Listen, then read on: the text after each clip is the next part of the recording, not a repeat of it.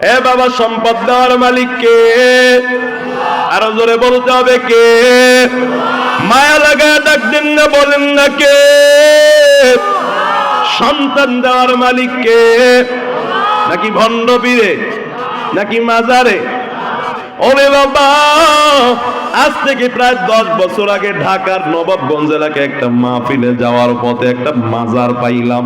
তাকায়া দেখলাম একটা যুবতী মহিলা আইসা পেটের কাপড়টা উস্কায় মাজারের সাথে ঘষাঘষি করে আর বলে, বাবা আমার একটা সন্তান দেন, শ্বশুর বাড়ির কটু কথা আর সহ্য করতে পারি না, আমাকে একটু কুড়িগ্রামের জাকের ভাইরা জবাব দিবে। ওরে আল্লাহর বান্দা, এরকম এক মাজার না, লক্ষ কোটি মাজারে যদি 1000 কোটি বারো যদি সন্তান চায়, কোন মানুষ একটা সন্তান দিতে পারবে না।